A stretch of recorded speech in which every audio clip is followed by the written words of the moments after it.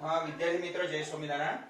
હવે આપણે 4.17 નંબરનું એક્ઝામ્પલ, જે સૌથી આઈએમપી એ ઘણું મોટી, એની તો શું જોતો, એની રકમ પણ ઘણી બધી મોટી છે, બરાબર, પણ એ એક્ઝામ્પલ સહેલું છે, એટલું બધું અઘરું નથી, તમને ના આવડે, બરાબર. અને આઈએમપી છે, ઓકે. આ વખતે શું શોધવાનું છે એનું આપણે ઉદાહરણ જોઈ લઈએ. ઓકે, અહીં ધ્યાન આપજો. હવે કે કેન્દ્રીય, આપણે તમને આ દાખલાની આખી સિસ્ટમ સમજાવી દઉં. શું કહેવાય છે કે જ્યારે એક જગ્યાએ વિસ્ફોટ થયો, માનો કે આ બોમ્બ છે, ઓકે, આ બોમ્બનો શું થયો, અહીંથી બોમ્બનો અહીંથી વિસ્ફોટ થયો, માનો કે આ બોમ્બમાંથી સ્ટ્રોન્શિયમ બહાર આવ્યું. કયું તત્વ બહાર આવ્યું? સ્ટ્રોન્શિયમ નામનું તત્વ, રેડિયોએક્ટિવ તત્વ સ્ટ્રોન્શિયમ 90 નામનું એક તત્વ બહાર આવ્યું. એક બોમ્બનો વિસ્ફોટ થયો, અને બોમ્બનો વિસ્ફોટ થયો ત્યારે સ્ટ્રોન્શિયમ બહાર ફેંકાયું. ત્યારે એક બાળકનો જન્મ થયો અહીંયા, ઓકે. એક બાળકનો શું થયો? અહીંયા જન્મ થયો. આપણે બહુ ઓકે, આ બાળકનો જન્મ થયો. હવે આ સ્ટ્રોન્શિયમ આ બાળકના શરીરમાં દાખલ થઈ ગયું. ખબર પડી ગઈ? સ્ટ્રોન્શિયમ ક્યાં દાખલ થઈ ગયું એવું કહેવાનું થાય છે. અને કેટલું દાખલ થયું? 1 માઇક્રોગ્રામ જેટલું દાખલ થયું. આટલું દાખલ થયું. એ શરૂઆતી સાંદ્રતા કહેવાય. તો R0 એટલે શરૂઆતી સાંદ્રતા 1 માઇક્રોગ્રામ. ઓકે, ચલો ખબર પડી ગઈ. હવે ધીમે ધીમે ધીમે બાળક જેમ મોટું થવાનું, 10 વર્ષનું થવાનું, 20 વર્ષનું, એમ અંદર જે સ્ટ્રોન્શિયમ દાખલ થયું છે એનું પ્રમાણ ધીમે ધીમે ઘટવાનું, આનો ક્ષય થતો જવાનો. બોલો, આ ઘટના ખબર પડી? એક બોમ્બનો વિસ્ફોટ થયો, બોમ્બના વિસ્ફોટના અંતે એમાંથી સ્ટ્રોન્શિયમ બહાર ફેંકાયું. એ સ્ટ્રોન્શિયમ એ સમયે તાજા જન્મેલા બાળકના શરીરમાં દાખલ થઈ ગયું. કેટલું દાખલ થયું? તો 1 માઇક્રોગ્રામ જેટલું દાખલ થયું, ઓકે. અને આ સ્ટ્રોન્શિયમ બાળક જ્યારે 10 વર્ષનું થાય, 10 વર્ષ પછી કેટલું બાકી રહ્યું હશે, એટલે આરટી શોધવાનું છે. જુઓ, આરટી એટલે બાકી રહેલી સાંદ્રતા, અંદર જે જથ્થો બાકી રહ્યો 10 વર્ષ પછી, ઓકે. બસ આટલો દાખલો છે, ઘણો બધો અંદર આપી દીધું છે. અને સ્ટ્રોન્શિયમ નો T1 આપે છે. શું આપે છે? T1.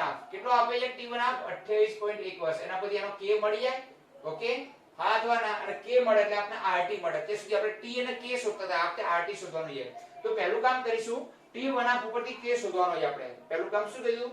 K શોધવાનું કામ કરીશું, ઓકે. ચલો, K શોધવા માટે આપણી પાસે સૂત્ર છે. બોલો, K ની ગણતરી કરીએ. K ની ગણતરી કરવા માટે K T1 બરાબર 0.693 upon K. તો K is equal to 0.693 upon T1 half. અહીંયા આવશે 0.693 T1 half એટલે 28.1 વર્ષ. તો K કેટલો મળશે? આ બેના ગુણોત્તર જેટલો મળશે. ચલો, K મળી ગયું 0.69. જો આખો દાખલો વાંચો બેસે તો ખબર જ નહીં પડે, પણ આટલી ખબર પડી ને. એક બોમ્બનો વિસ્ફોટ થયો, વિસ્ફોટમાંથી સ્ટ્રોન્શિયમ 90 નામનું રેડિયોએક્ટિવ તત્વ બહાર ફેંકાયું. એ તત્વ કોઈ તાજા જન્મેલા બાજુમાં હોસ્પિટલ હતી, અને હોસ્પિટલમાં બાળક જન્મ્યું તો બાળકના શરીરમાં દાખલ થઈ ગયું. કેટલું દાખલ થયું? તો 1 માઇક્રોગ્રામ દાખલ થયું, R0. ખબર પડી ગઈ? અને બાળક ધીમે ધીમે જેમ મોટું થાય એમ આનો અંદર જે દાખલ થયું છે ને, આટલું આ જે સ્ટ્રોન્શિયમ અંદર બાળકના શરીરમાં એ ધીમે ધીમે ઘટતું જાય. ઘટી ઘટીને 10 વર્ષ પછી કેટલું રહેશે, કેટલું બાકી રહેશે એ ગણવાનું છે. એટલે આરટી ગણવાનું છે. બસ ત્યારે 0.693 ભાગ્યા 28.1 કેટલો જવાબ આવે છે? K બરાબર આવે છે 0.0266. આવો જવાબ આવે છે K. અને આને વર્ષ ઇન્વર્સ થશે. એકમ કયો થશે? વર્ષ ઇન્વર્સ. ચલો, K મળી ગયો આપણને. K ની ગણતરી કઈ થઈ ગઈ? પૂરી થઈ ગઈ. હવે K બરાબર આપણે જાણીએ છીએ 2.303 upon T. અહીંયા log, અહીંયા R0 અને અહીંયા RT. આવું સૂત્ર છે આપણી પાસે, ઓકે. હવે K તો આપણી પાસે આવી ગયા. કેટલા મૂકી દઈએ? ચલો, 0.0246 આવી ગયા. અહીંયા આવશે 2.303. ખબર પડી ગઈ? T કેટલા વર્ષ? કેટલા વર્ષનું? 10 વર્ષનું થાય, અને પછી 60 વર્ષનું. તો જે 10 વર્ષની ગણતરી જે રીતે કરી તે તમારે નવો દાખલો 60 વર્ષ માટે કરી નાખવાનો. અહીં મૂકીશું 10 વર્ષ. અહીંયા log શરૂઆતમાં કેટલું હતું? 1 માઇક્રોગ્રામ. અને RT અહીંયા શોધવાનું છે. જો RT એટલે 10 વર્ષ પછી બાકી રહેલો જથ્થો શોધવાનો છે. બોલો, ખબર પડી કે ના પડી? હજી એકવાર સમજાવજો. સ્ટ્રોન્શિયમ નામનો બોમ્બનો વિસ્ફોટ થયો, એમાંથી સ્ટ્રોન્શિયમ બહાર ફેંકાયું, એ સ્ટ્રોન્શિયમ બાળકના શરીરમાં દાખલ થયું, તો શરૂઆતમાં જે દાખલ થયું એને કહેવાય 1 માઇક્રોગ્રામ, અને 10 વર્ષ પછી કેટલું બાકી રહ્યું, તો 10 વર્ષ પછી બાકી રહેલો જથ્થો આ RT શોધવાનું છે આપણે. શું શોધવાનું છે? RT આપણે ફાઇન્ડ કરવાનું છે. ચલો બીજું કઈ નથી. પછી 10 વર્ષ માટે જે રીતે દાખલો ગણો એવો કેટલા વર્ષ માટે ગણવાનો? 60 વર્ષ માટે ગણવાનો. ઓકે, કેટલા વર્ષ માટે ગણવાનો? 60 વર્ષ માટે. અહીં આપણે આ દાખલાને આગળ વધારીએ. ઓકે, આ 10 ક્યાં જશે? ઉપર જશે, અને 2.303 ક્યાં જશે? નીચે. એટલે 0.02466 ગુણ્યા 10 અને ભાગ્યા કેટલા આવશે? 2.303. અને આ બાજુ log આપણે લખીએ ને, log a/b હોય તો શું લખાય? log a/b હોય તો log a minus log b આવું લખાય. તો અહીંયા 1/RT છે તો શું લખાય? બોલો, log 1 minus log RT આવું લખાય. ઓકે, હા તો ના ખબર પડી કે આ બે જગ્યાએ લખાય ને a/b તો log a/b તો log a minus log b, તો એ log 1 minus log RT. આનો આપણે ગુણોત્તર લાવી દઈએ, કેટલો આવે જોઈ લઈએ.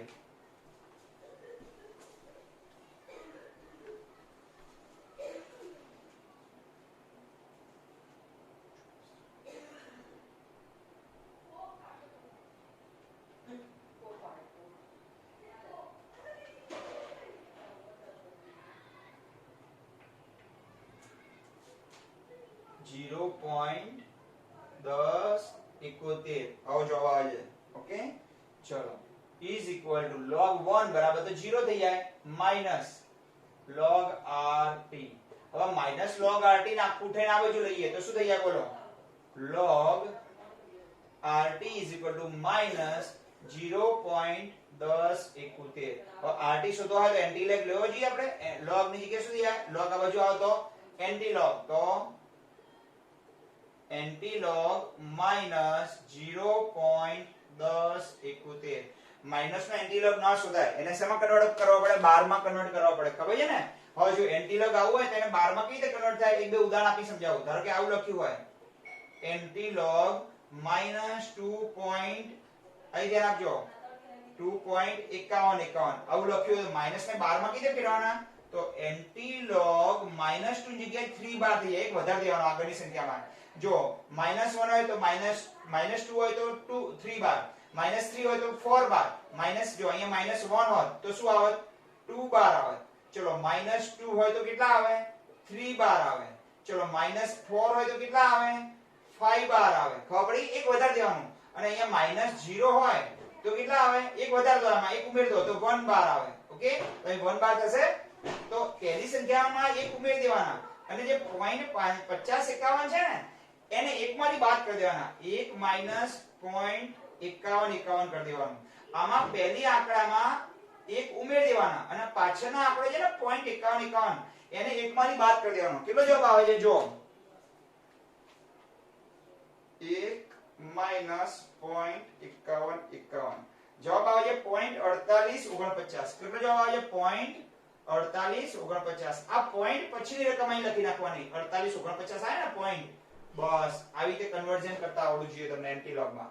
ઓકે, તો માઈનસ ને શેમાં કન્વર્ટ કરવાના? 12 માં. અહીં જે હોય પહેલો આંક, પોઈન્ટ પહેલાના આંકમાં એક ઉમેરવાના, અને આમાં એકમાંથી બાદ કરવાના. અને એ રીતે માઈનસ નો ક્યારે એન્ટી-log શોધી શકાતો નથી, એને 12 માં કન્વર્ટ કરવા પડે. તો અહીંયા પણ આપણે 12 માં કન્વર્ટ કરવા માટે શું કરીશું? જો ઓકે, અહીં આપે છે -0 પોઈન્ટ આપે છે, તો અહીં શું લખીશું આપણે? એન્ટી-log. હવે આમાં એક ઉમેરો છે તો કેટલા થઈ જાય? 1 બાર થઈ જાય. કેટલા થઈ જાય? 1 બાર. અને પોઈન્ટ છે ને 1 એકમાંથી બાદ કરો, કેટલા? 0.1071 બાદ કરી દઈએ. જો પાછલી રકમને એકમાંથી બાદ કરી દઈએ, 1 માઈનસ 0.1071 જવાબ આવે છે. અહીંથી જવાબ આવે છે ને એ કેટલો આવે છે? 0.8929. તો અહીંયા આવશે 8929. આવી ગયો? ઓકે, હવે જો અહીં 1 બાર નો એન્ટી-log 10 ની -1 થાય, 2 બાર તો 10 ની -2 થઈ જાય, અને 5 બાર તો 10 ની -5. તો આનો એન્ટી-log કેટલો આવી ગયો? 10 ની -1 થઈ ગયો. જો અહીંયા 2 બાર હોત તો 10 ની -2, 5 બાર હોય તો 10 ની -5, અને 50 બાર હોય તો 10 ની -50. આનો એન્ટી-log આટલો આવી ગયો. તો પોઈન્ટ પછીનો એન્ટી-log શોધવા હોય તો log થી બિલકુલ વિરુદ્ધ સ્ટેપ જવાના. ચલો log માટેના સ્ટેપ કયા હતા ખબર છે તમને? ઓકે, તો ચલો અહીં log ના સ્ટેપ લખીએ. તો પહેલા રકમ લખવાની, સંપૂર્ણ રકમ લખવાની. અહીં કઈ રકમ લખતા હતા આપણે? સંપૂર્ણ રકમ લખતા હતા. પછી 13 વખત વર્ગમૂળ દબાવતા હતા, પછી -1 કરતા હતા, ગુણ્યા 35 57 અને છેલ્લે બરાબર કરતા હતા. તો એન્ટી લોગ માટે બિલકુલ ઊંધું જવાનું તમારે. એન્ટી લોગ માટે જેમ અહીં સંપૂર્ણ રકમ લખો છો ને એવી અહીં પોઈન્ટ પછીની, કારણ કે આનો તો એન્ટી લોગ અહીંયા આવી ગયો. જો આવી ગયો તો આપણે શોધવાનો કોનો રહ્યો? અહીંયા જ બાકી રહ્યો ને. તો કઈ સંખ્યાનો? પોઈન્ટ પછીની. તો અહીં કઈ સંખ્યા લખવાની? ખાલી પોઈન્ટ પછીની રકમ લખો. ચલો લખી. હા, તો અહીંયા ગુણ્યા 35 57 છેલ્લે આવ્યું ને. આ ચોથું છેલ્લું સ્ટેપ ભૂલી જાઓ. ગુણ્યા છે અહીં, ગુણ્યા તો અહીંયા પહેલું જ આવશે, ભાગ્યા 35 57. અહીં -1 આવ્યું તો અહીંયા +1. અહીં 13 વખત વર્ગમૂળ તો અહીં 13 વખત અહીંયા શું આવશે? ભાગ્યા 35 57 પછી +1 અને 13 વખત ગુણાકાર અને બરાબર દબાવવાનું. ઓકે, મેં તમને 11મા ધોરણમાં પણ સમજાવેલ છે આ એન્ટી લોગ ના સ્ટેપ. અહીંયા સંપૂર્ણ રકમ લખવાની છે, અહીં પોઈન્ટ પછી. ચલો પોઈન્ટ પછી કેટલા છે? 0.8929. તો લખી નાખજો 0.8929. ચલો લખી નાખ્યું. હવે 13 વખત શું દબાવવાનું? ભાગ્યા 35 57. તો ભાગ્યા 35 57 થઈ ગયું. પછી +1 તો +1 કરી નાખ્યું. અને 13 વખત ગુણાકાર ને બરાબર. જો ગુણાકાર ને બરાબર એક વખત દબાવી સાથે, પછી આ 2, પછી 3 4 5 6 7 8 9 10 11 12 13. જવાબ આવે છે 7.81. જવાબ આવે છે. કેટલો આવે છે? 7.8158 જવાબ આવે છે. ચલો આ જવાબ દઉં છું, સ્ક્રીનશોટ પાડી લેજો તમે લોકો.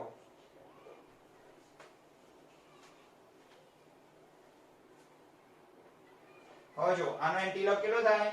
10 ની -1 થાય. અને આનો એન્ટીલોગ પોઈન્ટ પછીની આટલાનો એન્ટીલોગ આવે છે 7.8158. 7.8158. તો અહીંયા 10 વડે આપણે -10 છે એટલે નીચે 10 છે એટલે 0.7858 મિલીગ્રામ બાકી રહ્યું. એક કરતા તો ઓછું બાકી રહે ને. અહીં જવાબ આપણે 1 મિલીગ્રામ માઇક્રોગ્રામ હતું, એની જગ્યાએ કેટલું આવ્યું? એક કરતા ઓછો જવાબ આવવો જોઈએ. તો RT આટલું બાકી રહેશે. કેટલા વર્ષ પછી? 10 વર્ષ પછી. હવે આ દાખલો તમારે કેટલા વર્ષ પછી ગણવાનો છે? 60. તો આખા દાખલામાં અહીં 10 ની જગ્યાએ કેટલા મૂકી દેવાના? 60 મૂકી નાખો, દાખલો ગણી નાખવાનો. પછી ખબર પડી ગઈ. તો 60 વર્ષ પછી કેટલું બાકી રહે અને 10 વર્ષ પછી કેટલું બાકી રહે એ તમારે શોધવાનું છે. તો અહીંયા T1 આપ્યા હતા, એના પરથી K શોધ્યો અને K ઉપરથી RT શોધવાના છે. T સમય પછી બાકી રહેલો જથ્થો. ઓકે, હવે દાખલાની રકમ વાંચો. ખબર પડી ગઈ. જો કેન્દ્રીય વિસ્ફોટ દરમિયાન બનતી નિપજોમાં એક કઈ બની? એક વિસ્ફોટ થયો, એમાં એક નિપજ બની સ્ટ્રોન્શિયમ 19 બની, જેનો અર્ધાયુષ્ય સમય 28.1 વર્ષ છે. તે સમયે તાજા જન્મેલા બાળકના હાડકામાં કેટલું દાખલ થયું? 1 માઇક્રોગ્રામ સ્ટ્રોન્શિયમ કેલ્શિયમની જગ્યાએ શોષાયેલ છે એટલે અંદર દાખલ થઈ ગયું એટલું, જેને આપણે R0 કીધું. શરૂઆતમાં દાખલ થયું. તો બાળકમાં બીજી કોઈ ચયાપચયની પ્રક્રિયાથી સ્ટ્રોન્શિયમ ગુમાવતું નથી, એટલે બીજી કોઈ રીતે જતું નથી, એનો ક્ષય થાય છે ખાલી. ઓકે, તો 10 વર્ષ પછી અને 60 વર્ષ પછી કેટલું બાકી રહ્યું હોય? તો 10 વર્ષ પછી બાકી રહેલો જથ્થો અને 60 વર્ષ પછી બાકી રહેલો જથ્થો, એટલે બંને વખતે RT શોધવાનું થશે. બોલો, દાખલો એકદમ સહેલો છે ને? ઓકે ઓકે, ચલો મિત્રો આગળનો દાખલો ગણીએ.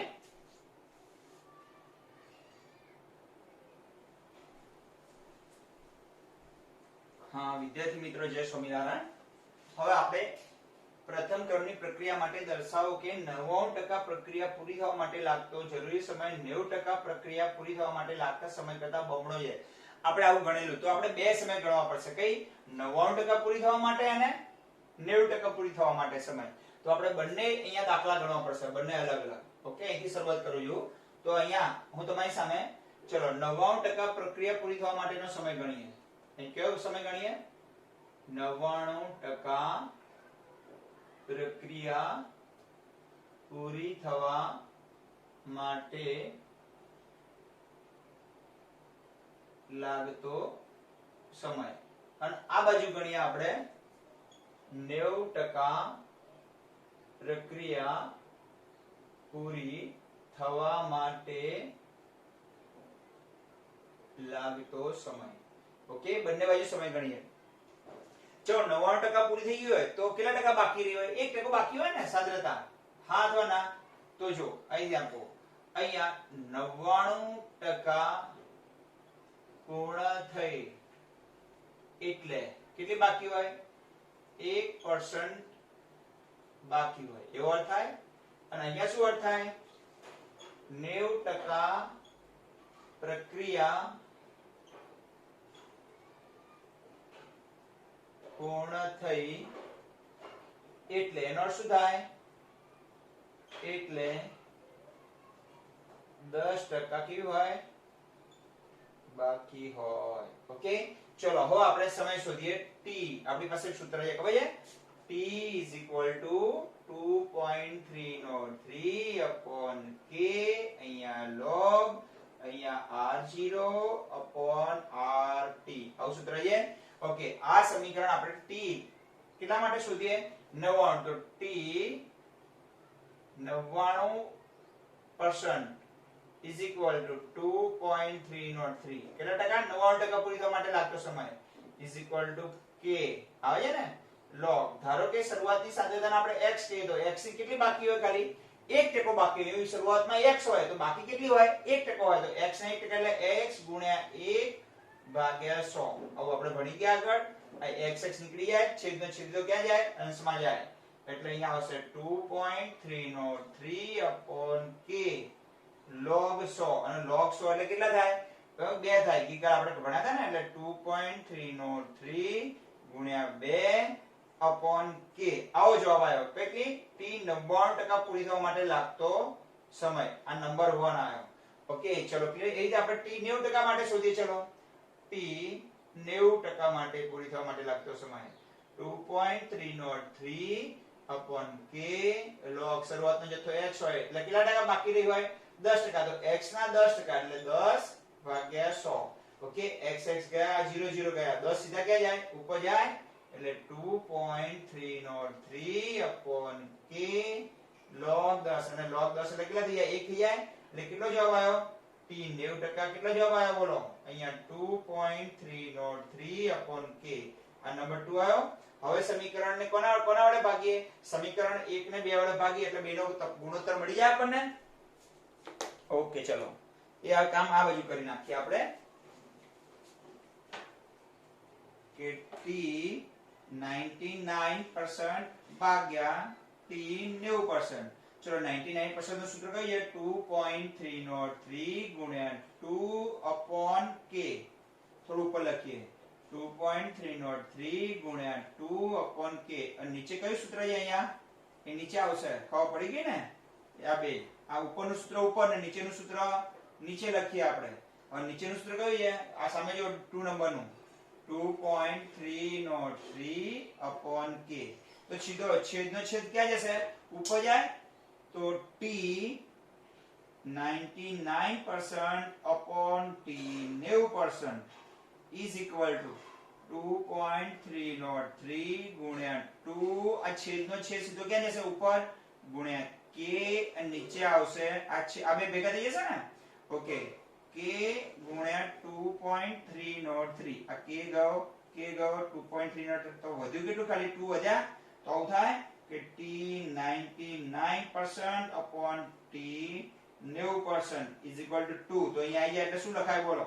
અહીં લખવું હોય તો અહીંયાથી આપણે આવી જઈએ કે t 99% is equal to 2 ગુણ્યા t 90%. ખબર પડી ગઈ કે t 90% પૂરી થવા માટે જે સમય લાગે એના કરતા t 99 માટે કેવું લાગે? એના કરતા બમણો સમય થાય. તો સાબિત થઈ ગયું કે ના થઈ ગયું? આગળ આવો દાખલો ગણે તો ખ્યાલ છે આપણે. ઓકે, સરસ. તો બે વખત આ વિડિયો જોઈ લેવાનો. ઓકે, આગળનો એક્ઝામ્પલ ગણીએ.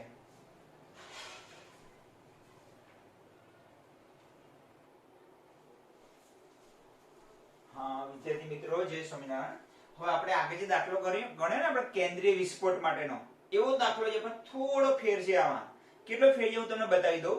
હવે જો સુક્રોઝના એસિડિક દ્રાવણમાં, એટલે સુક્રોઝ એટલે ખાંડ કહેવાય, ખાંડનું એસિડિક દ્રાવણમાં જળ વિભાજન થયું. ઓકે, અને શેમાં રૂપાંતર થયું? સુક્રોઝ એટલે શું કહેવાય એને?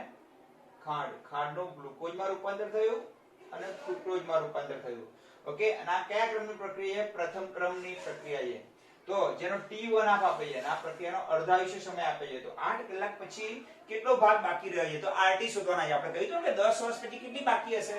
તો આપણે પહેલા શું શોધવું પડે? k ની ગણતરી. જો આમાં હું અડધી ગણતરી કરીશ ને અડધી નહીં કરું, k ની ગણતરી કરવી પડે. તો અહીં t1 આપે છે તો k બરાબર 0.693 upon t1 half. ઓકે, તો 0.693 t1 half કેટલો છે? 3. તો એ જે જવાબ આપને શું મળી જાય? k મળી જાય. ઓકે,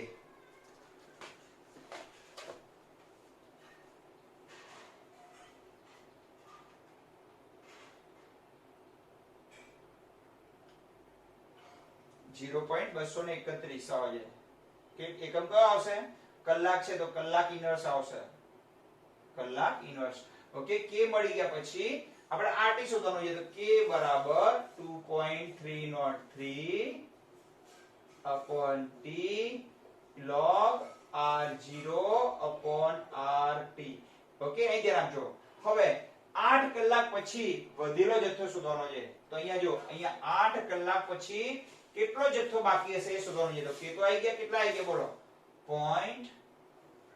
231 બરાબર 2.303 upon 8 log ઓકે RT શોધવાના છે 8 કલાક પછી બાકી રહેલો જથ્થો એવો અર્થ થાય હવે પણ અહીંયા જો ઓલામાં તો આપણે તો 1 માઇક્રોગ્રામ આપી દીધું અહીંયા ક્યાં આપ્યું નથી દેખાય છે તમને કે શરૂઆતનો જથ્થો આપ્યો નથી તો આપણે શરૂઆતનો જથ્થો આપણે ના આપ્યો હોય તો એક ધારી લેવાનો બિલકુલ આપ્યો જ નથી જો દેખાય તમને કે આપણે શરૂઆતનો જથ્થો ધારો કે ક્યાંય આપેલો જ નથી તો શરૂઆત આપણે 1 થી કરીએ સાંદ્રતાથી તો અહીંયા ખાસ ધ્યાનમાં રાખવાનું નહીતર અહીંયા ભૂલ પડશે ઓલામાં આપી દીધું ખબર છે કે શરૂઆતમાં 1 માઇક્રોગ્રામ જેવું દાખલ થયું ઓકે તો અહીંયા આપણે નથી આપેલ એટલે 1 લઈ લેવાના ક્યાંય શરૂઆતનો જથ્થો આપેલ નથી જો ઓકે હવે શું હશે બોલો આ કે જશે અહીંયા તો 0.231 ગુણ્યા 8 અહીં શું આવશે ભાગ્યા 2.303 બરાબર log આનો જવાબ શું થશે log 1 માઈનસ log RT આ દાખલો તો ગઈકાલે આપણે હમણાં આગળના લેક્ચરમાં ગણે ને આપણે આનો જવાબ જે આવે અને આનો જવાબ કેટલો થઈ જાય આનો જવાબ થઈ જાય 0 માઈનસ log RT હવે log અને anti log શોધવાનો થશે માઈનસ નો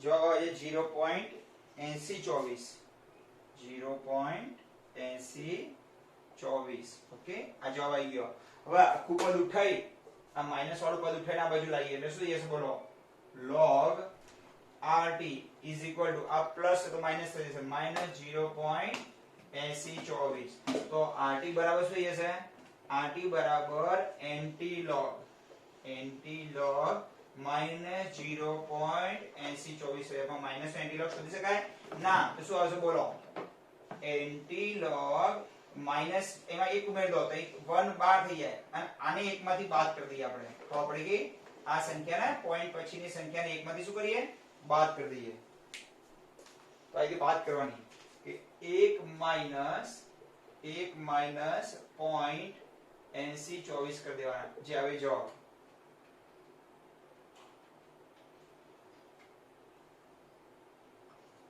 .1976 અહીંયા આવશે આ પોઈન્ટ પછીનો આંકડો લખવાનો અહીંયા 19 અને 76 આનો એન્ટીલોગ કેટલો થઈ જાય 10 ની -1 થાય અને આનો એન્ટીલોગ તમારે જાતે શોધવાનો અને અહીં લખી નાખવાનો બરોબર એ તમારા ઉપર આગળના શીખવાડ્યું મેં તમને બસ એટલું કામ જાતે કરવાનું આનો એન્ટીલોગ શોધવાનો .1976 લખવાના એન્ટીલોગ શોધવા માટે ખબર છે ને કે લખવાના સ્ક્રીન પર .1976 લખવાના પછી ભાગ્યા 3557 કરવાનું +1 અને 13 વખત ગુણાકાર ને બરાબર આટલું કરશો એટલે તમને આનો એન્ટીલોગ મળી જશે અને એ મૂકી અને તમારો જવાબ લાવી દેવાનો બરોબર ચલો મિત્રો જે આવે તે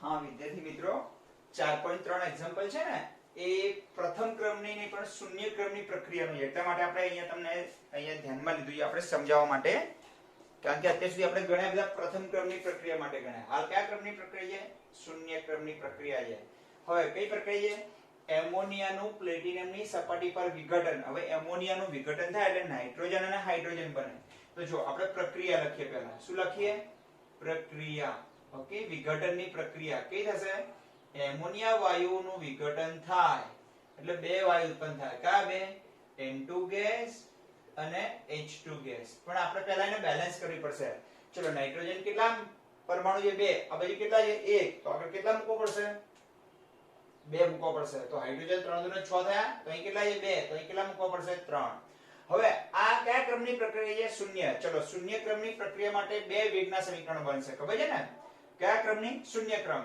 હવે આપણે શૂન્ય ક્રમની પ્રક્રિયા માટેનું વેગનું સમીકરણ બનાવવું હોય તો વેગ બરાબર k અને એમોનિયાની સાંદ્રતાનો કયો આવશે 0 ઘાત ખ્યાલ છે ને એક આવું સૂત્ર બનશે શૂન્ય ક્રમની પ્રક્રિયા માટે. હવે જો અહીં ધ્યાન આપજો કયા ક્રમની? શૂન્ય ક્રમની પ્રક્રિયા માટે વેગ એ પ્રક્રિયક એટલે એમોનિયા ની સાંદ્રતાના શૂન્ય ઘાતાંકના સમપ્રમાણમાં હોય અને સમપ્રમાણ કાઢવું હોય તો શું મૂકવા પડે? અહીંયા k મૂકવા પડે અને કોઈની 0 ઘાત એટલે કેટલા થઈ જાય? 1. તો વેગ બરાબર શું મળે? k મળે. એક તો આ સમીકરણ મળ્યું આપણને. અને બીજું આપણે ખ્યાલ હોય તો બીજી રીતે પણ વેગને આપણે નિર્ધારણ કરી શકીએ. ખબર છે ને? વેગ બરાબર શું આવશે બોલો? અહીંયા -1/2 dNH3 by dt આવું ભણ્યા આપણે is equal to ઓકે અહીંયા શું આવશે બોલો? પ્લસ આવશે dN2 કોઈ પણ એકનો ઉપયોગ કરી આપણે વેગનું નિર્ધારણ કરી શકીએ by dt. ઓકે અહીં કેટલા મોલ છે? 3 મોલ. તો પ્લસ આવશે અહીંયા. અહીં કેમ માઈનસ આવે છે? કારણ કે પ્રક્રિયકની સાંદ્રતા ઘટે નિપજની સાંદ્રતા એટલે 1/3 dH2 by dt is equal to k પર લખાય ને કારણ કે વેગ બરાબર શું છે? k. તો આપણે અહીં શું લખી શકીએ? is equal to k લખી શકીએ. હાંધવાના. તો હવે જો આ કોનો વેગ આવ્યો? નાઇટ્રોજનના ઉત્પાદનનો વેગ. અને આ કોનો આવ્યો? હાઇડ્રોજનના ઉત્પાદનનો વેગ. એ બંને કોને જેટલો થશે? k જેટલો થશે. તો અહીંથી આપણે આવું લખી શકીએ. ચલો અહીંથી આપણે બે ભાગ પાડીએ કે નાઇટ્રોજનના ઉત્પાદનનો વેગ નાઇટ્રોજનના ઉત્પાદનનો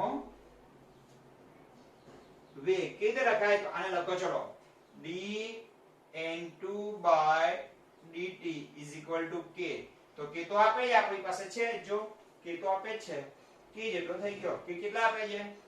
2.5 multiplied 10⁻⁻⁴ જવાબ આવી ગયો. વેગ બરાબર નાઇટ્રોજન ઉત્પાદનનો. ચલો ક્લિયર થઈ ગયું. હવે આને પણ k જ કહેવાય ને. વેગના બે સૂત્રો બને. એક આ અને એક આ બને. તો આ બંનેમાં વેગ બરાબર k મળે તો આપણે વેગ જ કહેવાય ને. આને શું કહેવાય? વેગ. વેગ બરાબર k. તો અહીંયા હવે હાઇડ્રોજનના ઉત્પાદનનો વેગ હાઇડ્રોજનના ઉત્પાદનનો વેગ is equal to 1/3 dH2 by dt is equal to k. તો dH2 by dt બરાબર શું મળશે બોલો? k ગુણ્યા 3. તો k તો આપે છે. k ને કેટલા વડે ગુણાકારના? 3 વડે. તો 2.5 ગુણ્યા 10⁻⁻⁴ એટલે 18 ગુણ્યા 3 એટલે 7.5 થાય એટલે 7.5 ગુણ્યા 10⁻⁴ મળી ગયું બેનો? હા અથવા ના? કમ્પ્લીટ ખબર પડી ગઈ. તો અહીંયા વેગ બરાબર k. તો આને પણ k સાથે કહેવાય ને. આનો પણ બરાબર k જ કહેવાય. બરાબર. અને પછી 1/3 એટલે 3 એટલે જેટલું નાઇટ્રોજન વધશે એના કરતા હાઇડ્રોજન કેટલા ગણો વધશે? 3 ગણો. એ તો આપણે સૂત્રો પરથી પણ કરી. આ 1 મોલ બને તો આ કેટલા મોલ બને? 3 મોલ બને. ઓકે દાખલો સહેલો છે પણ એક બે વાર ગણવો પડે તમારે. ઓકે